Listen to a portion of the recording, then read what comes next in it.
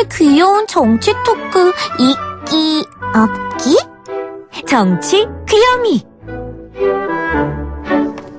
정치와 귀요미 어울리지 않는 것 같지만 이분한테는 너무너무 잘 어울립니다. 답답한 정치를 귀엽게 풀어줄 것 같은, 그러면서도 아주 시원한 핵사이다 정치 귀요미 더불어민주당 대변인 이재정 의원과 함께합니다. 안녕하세요. 네, 안녕하세요. 여전히 부정하겠습니다. 귀엽지 않습니다. 네, 그러면요 귀여운 거 빼고 아주 당차고 정확하고 시원하게 지금 현안을 풀어주실 이재정 의원입니다. 어제 대정부 질문 현장에 계셨잖아요. 네네. 국회 본회의장 아주 아수르당이 됐더라고요. 어떻게 됐습니까? 예, 어제 이주영 부의장이 네. 사회권을 네. 넘겨받으면서 이제 소란이 일게 됐는데요. 사실 이주영 부의장은 이제 지난주에 있었던 대정부 질문 과정에서 자유한국당이 본회의장을 이석해서 사실상 의총을 하러 가는 상황을 용인하는 선에서 그냥 넘어가는 것이 아니라 본회의를 정회를 하는 일이 있었습니다. 사실 부의장은 회의를 진행하기 위해서고 회의 상황에서 이제 부득이한 경우가 있으면 정회를 할 수 있지만 그렇죠. 자당의 의총을 위해서 정회를 한다는 거는 사실상 권한 밖의 일이기 때문에 네. 그 부분에 대한 사과를 요구하고 있었고요. 사실상 모두 부분에서 본인이 유감을 표명하긴 했지만 기대하는 수준의 유감 표명이 아니고 그것은 형식적인 절차를 진행하기 위한 것에 불과하다고 생각해서 그 부분의 재발 방지책이라든지 그다음에 마땅한 무게감을 가진 사과를 요구하면서 잠시 소란이 있었습니다. 근데 어쨌든 잘 안 된 거죠.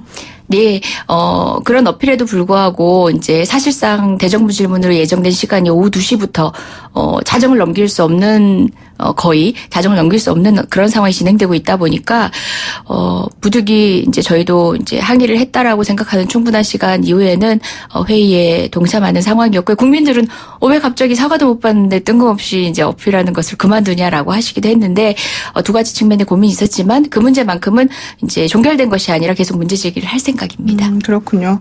일단 어떻습니까? 국회의원들은 서로 조금 주장하고 요구하는 바가 상대방이 나에게 좀 못 미치게 행동하면 그거를 계속 물고 늘어지는 방식이 하나가 있고 그냥 대강 넘어가는 방식이 있을 텐데 그냥 일단은 후자를 선택하겠네요. 모든 사회생활이 다 똑같을 겁니다. 이제 주어진 업무가 많다 보면 다음 걸 이행하기 위해서 타협을 하기도 하고요. 그렇죠. 심지어 이제 어떤 경우에는 이제 대중의 관심 속에서 멀어지면서 또 묻히기도 하는데요. 네. 국회는 누구보다 또 하나하나 하는 일 자체에 무게감이 다른 조직이기 때문에 네. 있는 것은 방법이 아닌 것 같아요. 어쨌든 국민한테 한번 문제 제기했던 문제에 대해서는 어떻게 종결되는지는 설명할 의무가 있지 않을까. 그 문제 제기하는 자도 마찬가지고 네. 받는 문제 제기를 당하는 당사자도 마무리 짓는 데 있어서 자신의 입장을 설명할 의무는 있다고 생각합니다. 어제 그 문재인 대통령이 검찰 개혁과 관련해서 법무부와 검찰이 함께 개혁의 주체이기 때문에 노력을 하자. 그리고 제도적 개혁은 법무부가, 또 검찰권의 행사 방식과 수사 관행은 조직 문화가 하자, 뭐 이제 이런 얘기를 했단 말이에요. 그러니까 좀 전에 저희하고 인터뷰하셨던 권은희 이제 의원께서는 실질적으로 그런 것들이 전부 다 지금 입법화되어서 국회에 올라와 있는데 이런 식으로 가게 되면은 오히려 혼란을 가중시킬 것이다, 이런 얘기 좀 하고 가셨어요. 대통령 네. 말씀이나 지금 권력을 분정하고 있는 법률 체계의 구체적 내용에 대해서 조금 이해가 부족하신 게 아닌가라는 생각이 드는데요.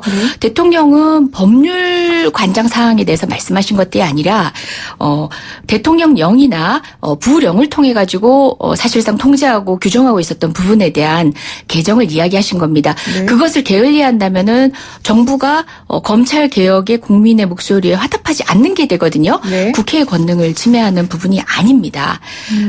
혹여 시간이 된다면 제가 내용의 일부를 좀 말씀드리면 어떨까 하는데요. 네. 예를 들어 이제 저희 모르고 계실 거예요. 옴부즈만 제도 모든 네네. 행정 조직에 네. 다 있습니다. 그렇죠. 세무라든지 뭐 금융과 관련된 조직 등등에 다 있는데요. 경찰에도 있죠. 네. 유일하게 없는 곳이 검찰 옴부즈맨입니다. 이런 방식의 통제가 령에 의해서 이루어지고 있었는데도 검찰만 예외를 둔 이유 국민들도 납득하실 수 없을 텐데요. 이거 굳이 국회까지 가져와서 법에서 규정할 필요 없잖아요. 시행령만 개정하면 충분한 내용이요. 뿐만 아니라 우리가 검사장급 검사가 40여 명이나 이제 차관급 대우 받는다는 그렇죠. 것에 대해서 국민이 공분한 적이 있었어요. 다른 부처가 차관이 한두 명이고 심지어 한 명인 데서 두 명으로 늘리자고 해도 어려웠던 것이 현실입니다. 근데 네. 검사장급은 거의 뭐 차관을 40명 대우하는데 겨우 차량이나 그러니까 운전기사를 지급하던 것을 이제 그 예우만 폐지한 정도에서 만족하는 수준에 이르렀는데 그것조차도 당초 논란이 일었을 때 바로 폐지한 것들이 아니라 최근에 다시 한번 문제가 됐어요. 아직도 폐지 안 했어요라는 말에 최근에 폐지가 됐었고요. 네. 기타 사실상 사법고시 폐지되고 이제 로스쿨 제도가 도입된 이후에 대부분의 사법시험 이제 로스쿨 제도 합격자들은 5급 공채가 됩니다. 네. 행정고시하고 비슷하게 한다든가 구외무고시가 사라지면서 외교관 후보자 선발시험에서 5급인데 유일하게 검사만 초임부터 3급이에요. 3급 상당의 보수와 예우를 받습니다. 네, 네. 이게 바로 우리도 판사급이다 네. 라는 격을 맞추기 위해서인 것 같은데 사실 판사는 사법기관이고요. 네. 검찰은 행정조직의 일부입니다. 그렇다면 이 부분도 통상의 다른 기관과 형평성에 맞출 필요가 있고 이게 모두 사실상은 국회에 의한 법이 아니라 훈령 그리고 대통령 명의에 의해서 이루어지고 있던 부분입니다. 국민들 어떻게 생각하세요? 우리 청취자 여러분들 어떻게 생각하세요? 이런 부분에 대해서는 점검을 나설 필요가 있었던 거죠. 법무부에서. 네, 그렇군요.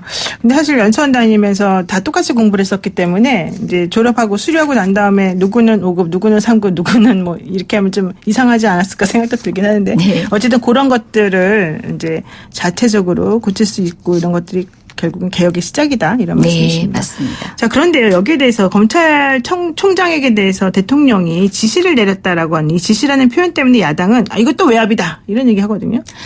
우리나라 행정조직에 대해서 이제 명백하게 인식을 하신다면 다시금 네. 말씀드리지만 검찰은 준사법기관이라는 이름을 붙이긴 했지만 사실상은 행정기관입니다. 네. 그리고 그 지휘 통제 아래에 있습니다. 대통령의 지휘 통제 아래에 있습니다. 다만 그런 지휘 통제가 예를 들어서 법무부 장관 같은 경우도 검찰총장에게 뭐 구체적 사건에 대해서는 지시를 함에 있어서 일부 제한을 둔다든지 하는 방식으로 혹여 사건에 대한 독립적 수사에 영향을 미칠 우려가 있을 때는 그 부분에 대해서 제한하는 제도가 두어져 있지만 네. 근본적으로는 행정조직 하에서 통제받고 있고 사실상 그 권능 안에서는 대통령의 지휘를 받을 수밖에 없는 것인데도 불구하고 최근에 조금 오인되게 그 체계를 좀 인식하는 그런 식의 발언들이 나오고 있는 것 같습니다. 저는 이제 대통령의 여러 가지 말씀들, 개혁에 대한 취지 이 모든 것들이 사실 어떤 사건을 특정해서 비로소 나온 것들이 아니라 이 정부 출범 이후에 계속 천명했던 내용이고요. 네.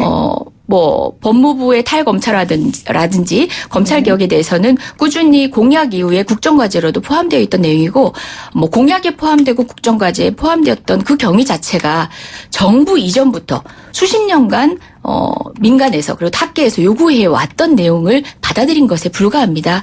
조금 그 지점들은 논의의 출발점과 현재 행정체계 등을 바로 인식하는 것부터 시작해서 오해를 하지 않는 것이 좋겠다는 생각입니다. 그러면은 어제요.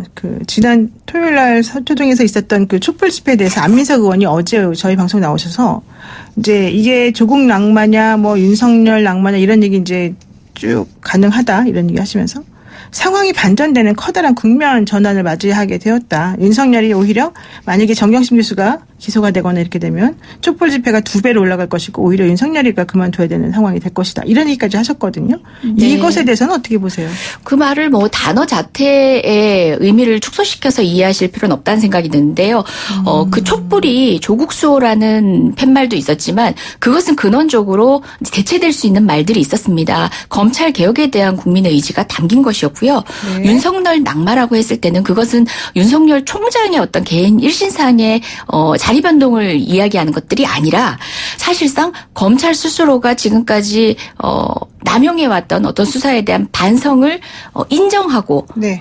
통렬히 국민 앞에 사과해야 되는 시점이 오는 것이다라는 것을 상징적으로 보여주는 어떤 표현이었을 거라고 생각합니다. 그렇군요. 상징적인 것이다. 네, 그것이 어떤 개인으로 이루어질 수 있는 검찰개혁이 아니고 또 개인이 낙마한다고 해서 완성되는 것이 검찰개혁이 아니기 때문입니다. 아마 그런 상징성을 어필하시면서 표현하신 것 같고요. 그것이 어떤 특정인의 뭐 자리 보존과 낙마를 염두하신 그냥 개별적인 서술은 아닌 것 같습니다. 그러니까 일각에서는 이게 시나리오 아니냐 이런 얘기도 했는데 그건 아니다라는 말씀이세요? 아유, 그 정도에 만족할 수 있는 것들이 아니죠.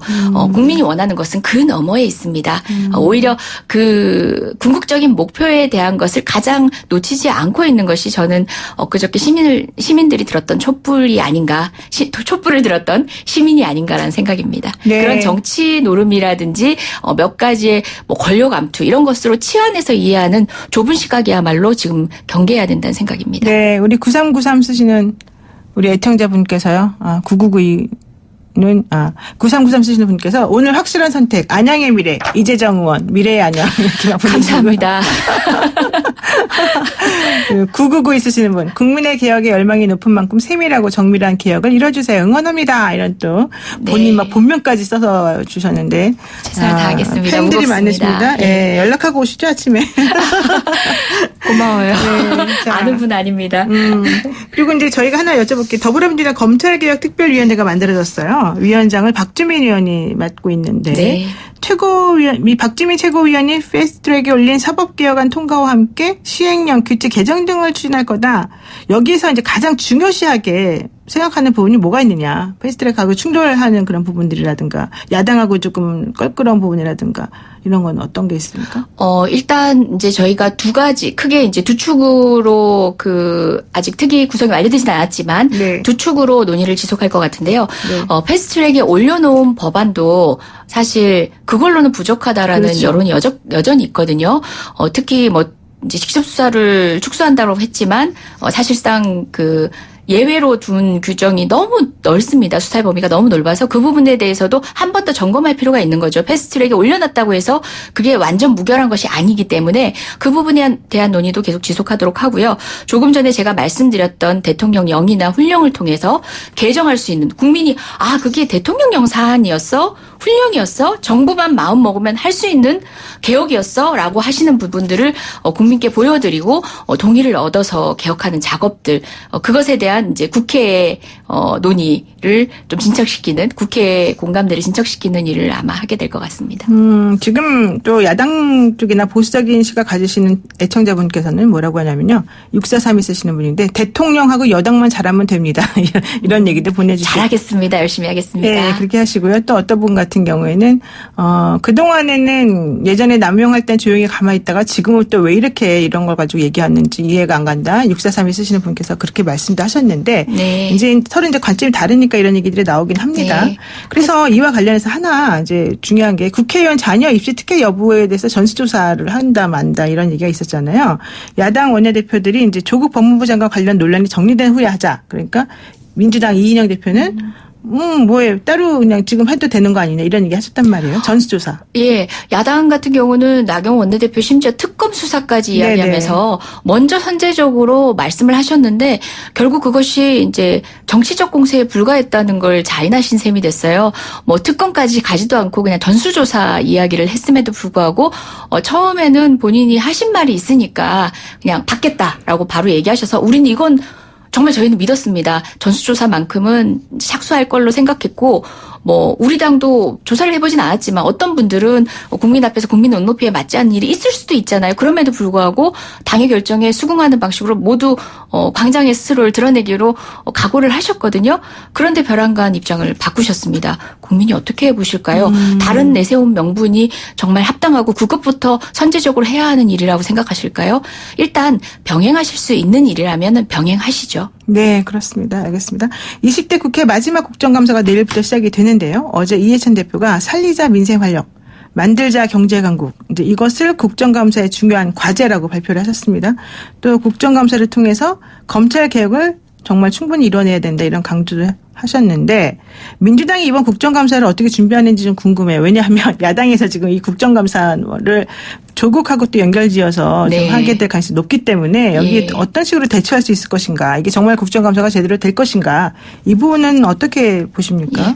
뭐 전 상임위에 조국 관련 증인만 부르겠다고 작정하는 야당 뭐 물론 이제 그와 같은 방식으로 이끌어가는 것에 국민이 피로감을 느끼고 어떤 선택을 하실지는 야당의 몫입니다만은 사실상 그 시간에 이루어져야 될 국민을 위한 국정감사가 이루어지지 않을 것에 대해서는 여전히 우려스럽고 네. 야당이 여전히 그런 마음이라는 것이 저는 이제 안타깝습니다. 네. 하지만 문재인 정부의 야당에게도 말씀드리는 거는 문재인 정부의 국정에 대해서 처음으로 사실상 국정감사를 할 수 있는 때가 됐습니다. 작년만 하더라도 네. 사실은 박근혜 정부의 잔재가 남은 그런 부분들에 대한 지적이 우선할 수밖에 없는 시간적인 때였는데요. 올해야말로 문재인 정부에 대해서 정말 민생적 관점에서 국민적 관점에서 제대로 된 국감을 할 수 있는 때인데 정쟁으로 허비하시지 않길 바랍니다. 우리 정부 역시도 정권 받길 원하고 우리 역시도 그 지점에 국민의 눈높이로